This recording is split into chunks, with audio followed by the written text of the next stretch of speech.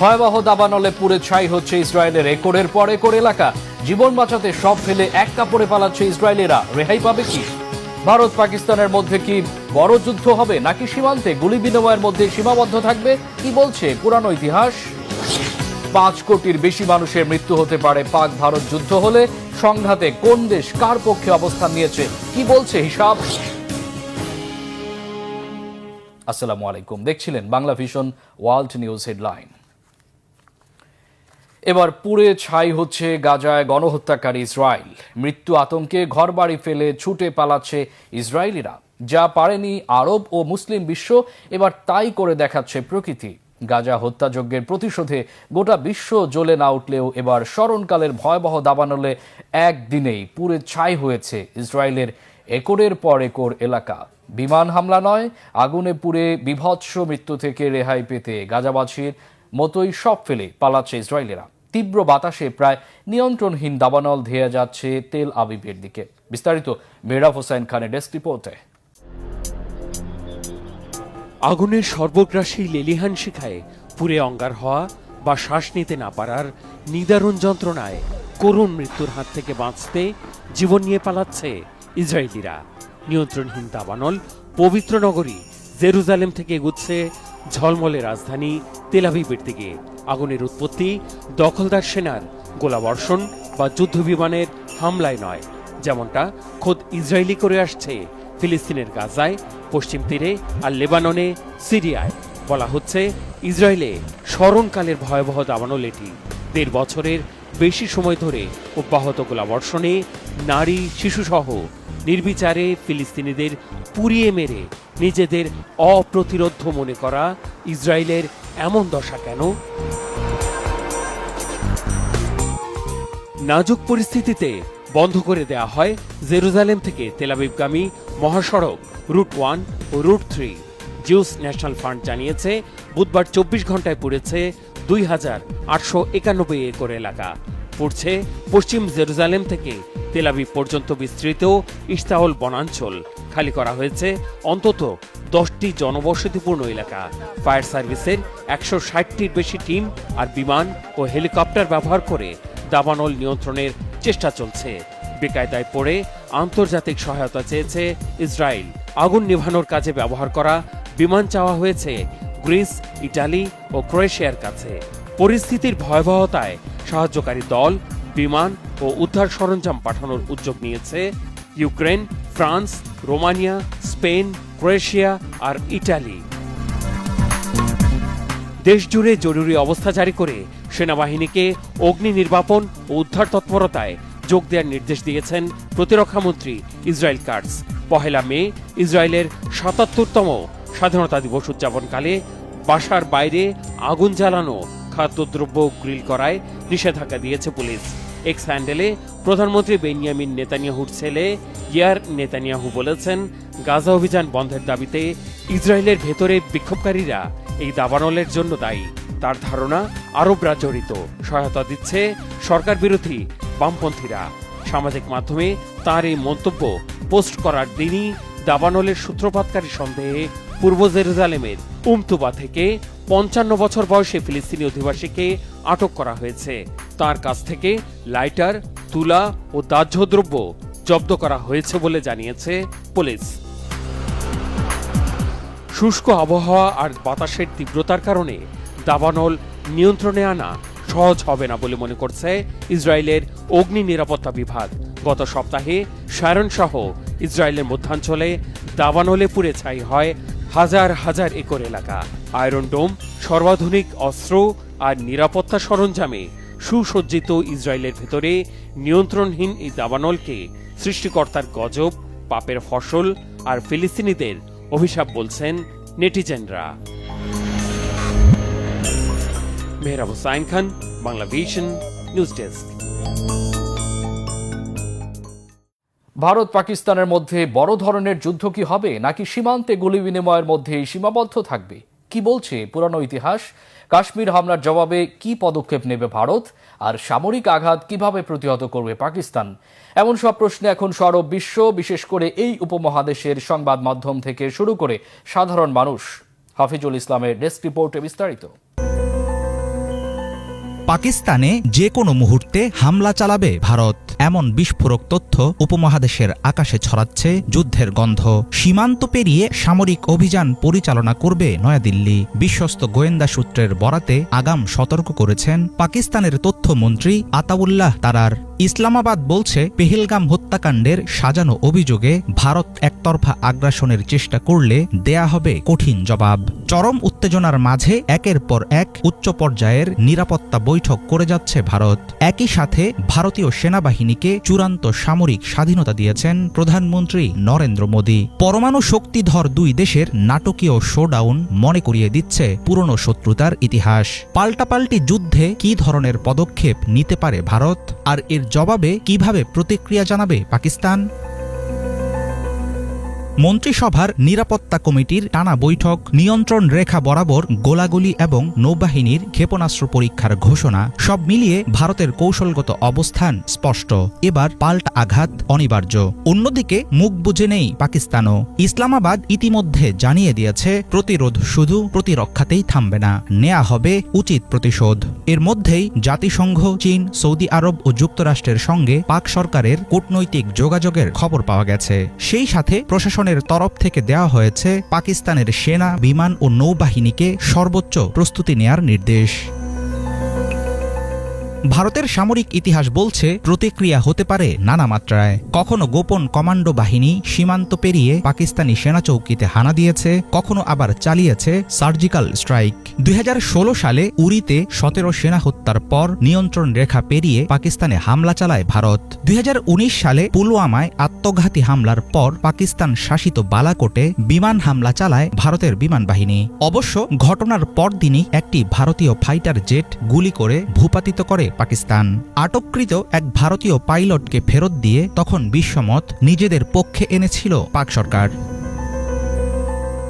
কাশ্মীর কিংবা নিয়ন্ত্রণ রেখা ঘিরে এর আগেও 4টি যুদ্ধ দেখেছে এই অঞ্চল: 1947, 1965, 1971 ও 1999। প্রতিটি যুদ্ধই তৃতীয় পক্ষের মধ্যস্থতায় পূর্ণাঙ্গ সংঘাতে রূপ নেয়নি। এবারের যুদ্ধ পরিস্থিতিতে নানা ফ্রন্টে অভিযানের প্রস্তুতির আভাস দিয়েছে ভারত। দূরপাল্লার ক্ষেপণাস্ত্র পরীক্ষা চালিয়ে দেশটির নৌবাহিনী সতর্ক করেছে, জলপথেও আঘাত হানার জন্য প্রস্তুত তারা। এমনকি পাকিস্তান নিয়ন্ত্রিত অঞ্চল দখলের চেষ্টাও করতে পারে দিল্লি। ভারতের প্রতিটি পদক্ষেপের জবাবে সমপর্যায়ের পাল্টা চাল দিতে তৈরি আছে পাকিস্তান। অভ্যন্তরীণ রাজনৈতিক চাপ ও মোদী প্রশাসনের লাগাতার ব্যর্থতায় চাপে আছে নয়াদিল্লি। এর পুরো ফায়দা নেবে ইসলামাবাদ। ভারত পাকিস্তানের কূটনৈতিক সংকট, রাজনৈতিক উত্তেজনা আর সেনা প্রস্তুতির মধ্যে সত্যিকারের এক যুদ্ধের কিনারায় দাঁড়িয়ে আছে দক্ষিণ এশিয়া। আন্তর্জাতিক মধ্যস্থতা না মেনে ভারত আগ বাড়িয়ে হামলা করলে সীমান্তে গুলি বিনিময়ে থামবে না ঘটনা। এর বিস্তার ঘটবে জলে, স্থলে, আকাশপথে, এমনকি ছড়িয়ে পড়বে অর্থনৈতিক ও সাইবার আঙিনায়। পাকিস্তানের প্রতিরক্ষা কিভাবে বাস্তবে রূপ নেবে তা এখনও অস্পষ্ট। তবে অভ্যন্তরীণ লাভ লোকসানের ভারসাম্য রক্ষা করতে গিয়ে ভারতকে চাপে ফেলছেন নরেন্দ্র মোদী। এর জেরে কিছুটা সুবিধা পাবে পাকিস্তান। সময় যত গড়াচ্ছে, প্রশ্ন এখন একটাই, যুদ্ধের বারুদে প্রথমে কে দেবে আগুন? হাফিজুল ইসলাম, বাংলা ভিশন। 5 কোটির বেশি মানুষের মৃত্যু হতে পারে যদি ভারত পাকিস্তান সর্বাত্মক যুদ্ধ হয়, এমন ভয়াবহ শঙ্কা বিশ্লেষকদের। তারা বলছেন, পাক ভারত যুদ্ধে পরমাণু অস্ত্রের ব্যবহার হলে তা গোটা অঞ্চলকে এক ভয়ঙ্কর, ভয়াবহ মানবিক ও অর্থনৈতিক বিপর্যয়ের দিকে ঠেলে দিবে। এমন পরিস্থিতিতে দুই পরাশক্তির প্রতিবেশী দেশগুলোর কি অবস্থান? পশ্চিমা দেশগুলো কি বলছে? কার পক্ষে কে? কি বলছে বাংলাদেশ, মিয়ানমার, চীন, আফগানিস্তান, নেপাল ও ভুটান, শ্রীলঙ্কা সহ পশ্চিমা দেশগুলো? ডেস্ক রিপোর্টে বিস্তারিত জানাচ্ছেন শহীদ আরাফাত। মৃত্যু হতে পারে 5 কোটির বেশি মানুষের যদি ভারত পাকিস্তানের মধ্যে সর্বাত্মক যুদ্ধ হয়। বিশ্লেষকদের শঙ্কা, যে কোনো সময় শুরু হবে রক্তক্ষয়ী যুদ্ধ। শঙ্কা রয়েছে পারমাণবিক হামলার। এতে ভয়াবহ মানবিক ও অর্থনৈতিক সংকট দেখা দিতে পারে গোটা ভারতীয় উপমহাদেশে। প্রশ্ন উঠেছে, উপমহাদেশের শক্তিশালী দুই দেশের সংঘাতে প্রতিবেশী দেশগুলো সহ পশ্চিমা বিশ্বের ভূমিকা কি হবে? তারা কি সরাসরি যুদ্ধে জড়িয়ে যাবে, নাকি মধ্যস্থতাকারীর ভূমিকা রাখবে?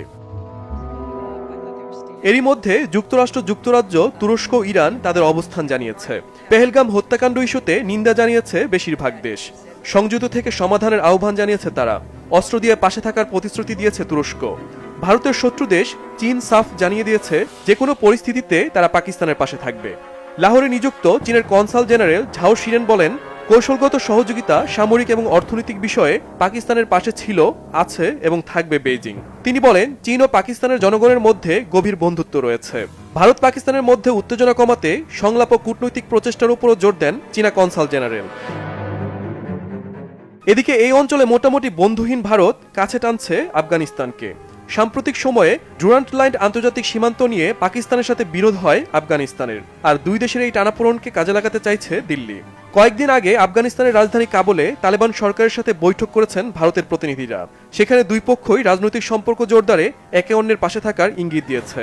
নেপাল, ভুটান, মিয়ানমার কিংবা শ্রীলঙ্কা এ পর্যন্ত ভারত পাকিস্তান ইস্যুতে সরাসরি কোনো পক্ষকে সমর্থন জানায়নি। বিশ্লেষকরা বলছেন, নিরাপত্তা ও পররাষ্ট্র নীতিতে ভারতের ঘনিষ্ঠ মিত্র ভুটান, তাই যুদ্ধ হলে তারা পরোক্ষভাবে ভারতকে সমর্থন দেওয়ার সম্ভাবনা রয়েছে।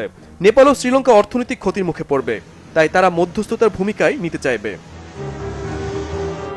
বাংলাদেশ এরই মধ্যে তাদের অবস্থান স্পষ্ট করেছে। পাকিস্তান ও ভারতের সাথে ভালো সম্পর্ক থাকায় দেশ দুটির মধ্যে চলতি পরিস্থিতির সমাধান দেখতে চায় বাংলাদেশ। সেজন্য মধ্যস্থতাকারীর ভূমিকাও রাখতে রাজি বাংলাদেশ। এরই মধ্যে পররাষ্ট্রমন্ত্রী তৌহিদ হোসেন এক সংবাদ সম্মেলনে বলেছেন, এই অঞ্চলে সংঘাত চায় না বাংলাদেশ, শান্তি প্রতিষ্ঠার পক্ষে ঢাকা। শহীদ আরাফাত, বাংলাভিশন নিউজ ডেস্ক। কাশ্মীরের পেহেলগামে সাম্প্রতিক সন্ত্রাসী হামলার পর থেকে সন্ত্রাসবাদের বিরুদ্ধে লড়তে ভারত ও পাকিস্তানের সাথে কাজ করার প্রতিশ্রুতি জানিয়ে আসছে যুক্তরাষ্ট্র। এরই ধারাবাহিকতায় দুই দেশের নেতাদের সাথে ফোনে কথা বললেন মার্কিন পররাষ্ট্রমন্ত্রী মার্কো রুবিও।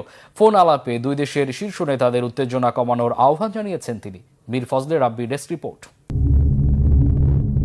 কাশ্মীরের পেহেলগামে সাম্প্রতিক সন্ত্রাসী হামলার পর ভারত ও পাকিস্তানের মধ্যে উত্তেজনা কার্যত চরমে পৌঁছেছে। এই উত্তেজনা সামরিক সংঘাতে রূপ নেওয়ার আশঙ্কা ক্রমেই বাড়ছে। ভারতীয় সেনাবাহিনীর নাকের ডগায় এমন হামলার ঘটনা ঘটায় প্রশ্নবিদ্ধ হচ্ছে দেশটির নিরাপত্তা দক্ষতা নিয়ে। এবার চলমান উত্তেজনার মধ্যেই ভারতকে আরও কোণঠাসা করে ফেলল যুক্তরাষ্ট্র। সন্ত্রাসবাদের বিরুদ্ধে লড়তে ভারত ও পাকিস্তানের সাথে কাজ করার প্রতিশ্রুতি জানিয়ে আসছে যুক্তরাষ্ট্র। এরই ধারাবাহিকতায় দুই দেশের নেতাদের সাথে ফোনে কথা বললেন মার্কিন পররাষ্ট্রমন্ত্রী মার্কো রুবিও। বুধবার রাতে এক প্রতিবেদনে এই তথ্য জানিয়েছে বার্তা সংস্থা রয়টার্স এবং সংবাদ মাধ্যম টিআরটি গ্লোবাল। প্রতিবেদনে বলা হয়েছে, মার্কিন পররাষ্ট্রমন্ত্রী মার্কো রুবিও দুই দেশের শীর্ষ নেতাদের সঙ্গে আলাদা করে ফোনে কথা বলেছেন এবং উত্তেজনা কমানোর আহ্বান জানিয়েছেন। ফোন আলাপের বিষয়ে মার্কিন পররাষ্ট্র দপ্তর থেকে দেওয়া এক পৃথক বিবৃতিতেও এই তথ্য জানানো হয়েছে।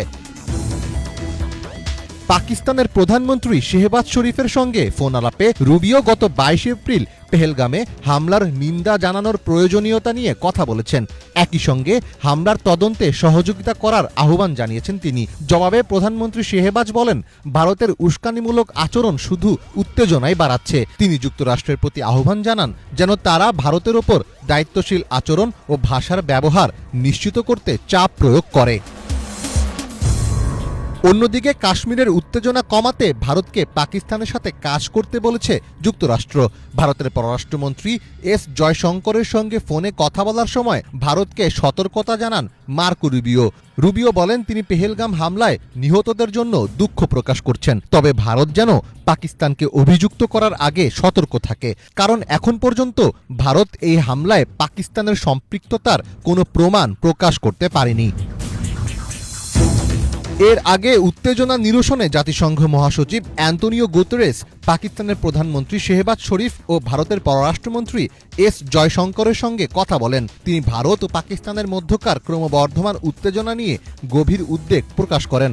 মর্মান্তিক পরিণতি হতে পারে এমন সংঘাত এড়ানোর উপর জোর দেন তিনি। সেই সঙ্গে গুতেরেস মধ্যস্থতার প্রস্তাবও দিয়েছেন। মঙ্গলবার পাকিস্তানের তথ্যমন্ত্রী আতাউল্লাহ তারার বলেন, পাকিস্তানের কাছে বিশ্বাসযোগ্য গোয়েন্দা তথ্য আছে যে ভারত 24 থেকে 36 ঘন্টার মধ্যে পাকিস্তানের বিরুদ্ধে সামরিক পদক্ষেপ নিতে চাচ্ছে, কিন্তু তিনি কিসের ভিত্তিতে এমন তথ্য জানালেন তা পরিষ্কার করেননি।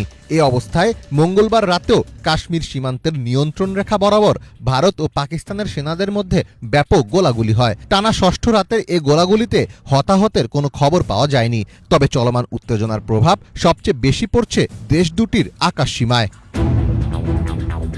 পাল্টাপাল্টি সিদ্ধান্তের প্রেক্ষিতে শুরুতে ভারতের এয়ারলাইন্সগুলোর জন্য আকাশপথ বন্ধ করে দেয় পাকিস্তান। এরপরও কাশ্মীর সীমান্তে ভারতীয় বিমান বাহিনীর 4টি রাফায়েল যুদ্ধবিমান টহল দিচ্ছিল। এ সময় পাকিস্তানি যুদ্ধবিমান সেগুলোকে শনাক্ত ও ধাওয়া করে। এতে রাফায়েল যুদ্ধবিমানগুলো পালিয়ে যায়। সবশেষ পদক্ষেপ হিসাবে ভারতও সমস্ত পাকিস্তানি বিমানের জন্য আকাশসীমা বন্ধের ঘোষণা দিয়েছে। মীর ফজলে রাব্বি, বাংলা ভিশন। এদিকে সম্ভাব্য যুদ্ধ ঘিরে ভারতের জলসীমার কাছে যুদ্ধজাহাজ মোতায়েন করে বড় ধরনের সামরিক মহড়া চালিয়েছে পাকিস্তান নৌবাহিনী। ভারতকে সতর্কতা জানিয়ে একের পর এক মিসাইল নিক্ষেপ করেছে পাকিস্তান। এদিকে দখলকৃত কাশ্মীর সীমান্তে টহল দেওয়ার সময় পাকিস্তানি বিমান বাহিনীর ধাওয়াকে ভারতের অন্তত 4টি রাফায়েল যুদ্ধবিমান পিছু হটেছে বলে জানিয়েছে ইসলামাবাদ। পাক প্রতিরক্ষা মন্ত্রী হুঁশিয়ারি দিয়ে বলেছেন, কোনো রকম হামলা হলে পাল্টা জবাবে ভারতে আরও বড় হামলা চালানো হবে। হিজল জোবাইরের ডেস্ক রিপোর্ট। যে কোনো মুহূর্তে আগ বাড়িয়ে হামলা চালাতে পারে ভারত। গোয়েন্দা তথ্যের ভিত্তিতে এমনটাই আশঙ্কা করছে পাকিস্তান। সার্বিক প্রেক্ষাপটে সর্বাত্মক যুদ্ধের প্রস্তুতি নিয়ে রেখেছে ইসলামাবাদ। এরই অংশ হিসেবে এবারে ভারতের জলসীমার কাছে যুদ্ধজাহাজের বহর মোতায়েন এবং বড় আকারের সামরিক মহড়া চালিয়েছে দেশটির নৌবাহিনী। মূলত ভারতকে সামরিক শক্তি দেখানোর উদ্দেশ্যেই 2 দিন ব্যাপী ওই মহড়া চালায় পাকিস্তান। সরাসরি যুদ্ধের মহড়া ছিল তা। এ সময় একের পর এক মিসাইল নিক্ষেপ করে দিল্লিকে যুদ্ধে না জড়াতে হুঁশিয়ারি দেয়া হয়। 30 এপ্রিল ভারতীয় গণমাধ্যম টাইমস অব ইন্ডিয়া করাচির অদূরবর্তী স্থানে ভারতের জলসীমার কাছে পাকিস্তানের বেশ কিছু যুদ্ধজাহাজ মোতায়েন ও সামরিক মহড়ার এ খবর জানায়। এর প্রতিক্রিয়ায় ভারতের নৌবাহিনীও আরব সাগরে জাহাজ বিধ্বংসী মিসাইল নিক্ষেপ করে মহড়া চালায় বলে জানানো হয়। এদিকে দখলকৃত কাশ্মীরের সীমান্তে সন্দেহজনকভাবে টহল দেওয়ার সময় পাকিস্তানি বিমান বাহিনীর ধাওয়া খেয়ে ভারতের অন্তত 4টি রাফায়েল যুদ্ধবিমান পিছু হটেছে বলে জানিয়েছে ইসলামাবাদ। 30 এপ্রিল প্রভাবশালী পাকিস্তানি সংবাদ মাধ্যম ডন ফলাও করে এই খবর ছেপেছে। ডন জানায় 29 এপ্রিল রাতে অন্তত 4টি রাফায়েল যুদ্ধবিমান সীমান্ত ঘেঁষে এলাকায় ওড়াউড়ি করছিল। তাৎক্ষণিকভাবে সেগুলোর অবস্থান চিহ্নিত করে বিমান বাহিনী। পরক্ষণেই সেগুলোকে ধরাশায়ী করতে সক্রিয় হয় পাক যুদ্ধবিমানের বহর। অবস্থা বেগতিক দেখে সাথে সাথেই পিছু হটে ভারতীয় রাফায়েলগুলো। ভারতীয় এসব যুদ্ধবিমান কাশ্মীরের নিয়ন্ত্রণ রেখা অতিক্রমের সাহস করে ওঠেনি বলে জানানো হয়। পাক বিমান বাহিনীর তাৎক্ষণিক তৎপরতায় ভয় পেয়ে যায় ভারতীয়রা। ভারত কোনো ধরনের অনুপ্রবেশ বা হামলার চেষ্টা চালালে তাৎক্ষণিকভাবেই জবাব দিতে সশস্ত্র বাহিনী প্রস্তুত বলে জানিয়েছে ইসলামাবাদ। এরই মাঝে ভারতের 2টি ড্রোন ভূপাতিত করার কথাও জানিয়েছে তারা। অন্যদিকে ভারতীয় বিশ্লেষকদের দাবি, রাফায়েল পিছু হটেছে এটি পাকিস্তানের মিথ্যা প্রচারণা। নিজেদের সামরিক সক্ষমতা বাড়িয়ে দেখাতে এইসব অপতথ্য ছড়াচ্ছে তারা। এগুলো এক ধরনের মনস্তাত্ত্বিক যুদ্ধ। ভারতীয়দের মনোবল ভেঙে দিতেই এমন যুদ্ধ চালানো হচ্ছে। এরই মাঝে ভারতকে নতুন করে চাঞ্চল্যকর হুমকি দিয়েছেন পাক প্রতিরক্ষা মন্ত্রী খাজা আসিফ। ভারত আগ বাড়িয়ে পাকিস্তানে কোনো হামলা চালালে তার পাল্টা হিসেবে আরো বড়সড় হামলা চালানোর হুঁশিয়ারি দিয়েছেন তিনি। এ ব্যাপারে কোনো সন্দেহ নেই। খোদা না করুক তেমন পরিস্থিতি যেন না আসে সেই আশাবাদ ব্যক্ত করেছেন খাজা আসিফ। ভারতকে অপরিণামদর্শীর মতো বেপরোয়া কোনো আচরণ না করার আহ্বান জানিয়েছেন পাকিস্তানের কারাবন্দী সাবেক প্রধানমন্ত্রী ইমরান খানও। হিজল জোবায়ের, বাংলা ভিশন। কয়েক সপ্তাহের আলোচনার পর যুক্তরাষ্ট্র ও ইউক্রেনের মধ্যে খনিজ চুক্তি সই হয়েছে। এই চুক্তির মাধ্যমে ইউক্রেনের খনিজ সম্পদের ভাগ পাবে যুক্তরাষ্ট্র। এছাড়াও ইউক্রেনের রাজধানী কিয়েভ পুনর্গঠনে একটি যৌথ বিনিয়োগ তহবিল গঠন করবে যুক্তরাষ্ট্র।